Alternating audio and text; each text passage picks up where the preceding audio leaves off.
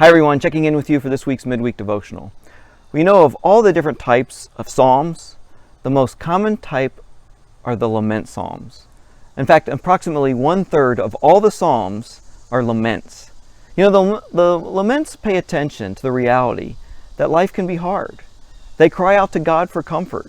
The psalms of lament wrestle with God's love and faithfulness. Since God is good and loving, why is He not doing something about our current situation? We all experience times of sorrow. Sorrow can come in all different shapes and sizes. It can be as deep as losing a loved one, or the loss of a job, perhaps a career, maybe losing a home, a friendship, or even an election. We face many battles in life, great and small, where we will experience sorrow. So, how do you deal with losses in your life? Well, today we're going to look at Psalm 13, a psalm attributed to David. Consider his response. Let me read to you what he writes. Psalm 13. How long, O Lord, will you forget me forever? How long will you hide your face from me? How long must I wrestle with my thoughts, and every day have sorrow in my heart? How long will my enemy triumph over me? Look on me and answer, O Lord my God. Give light to my eyes, or I will sleep in death. My enemy will say, I have overcome him, and my foes will rejoice when I fall. But I trust in your unfailing love, and my heart rejoices in your salvation. I will sing to the Lord, for he has been good to me. Expressed in this brief psalm are the deepest longings of a troubled soul. Although a personal enemy is behind the scenes, the psalmist is wrestling with his own doubts as to God's divine activity on his behalf. We see in this psalm, David is coming to God with honest feelings and real faith. We see lamenting involving bringing our feelings before God and processing them with God.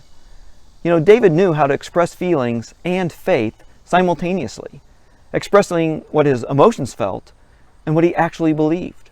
David's mood reflects the feelings of normal people struggling. That's one of the reasons we can identify with the Psalms.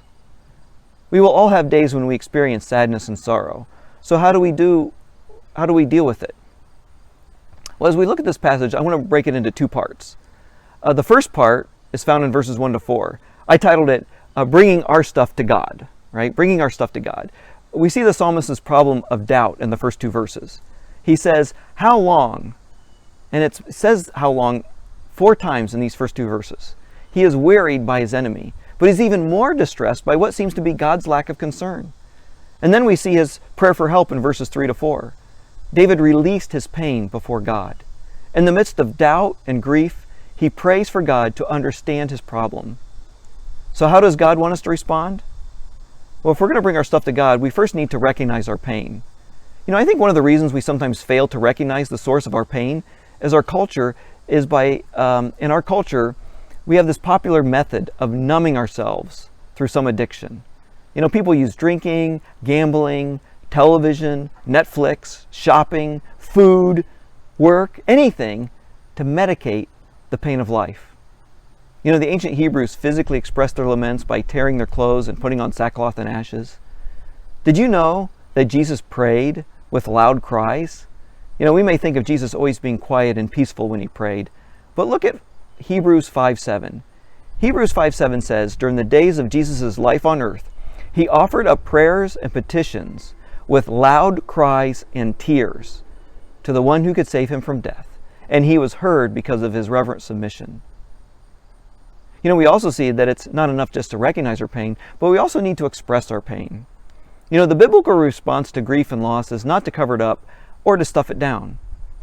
The example for us is to deal honestly and prayerfully with our losses and disappointments.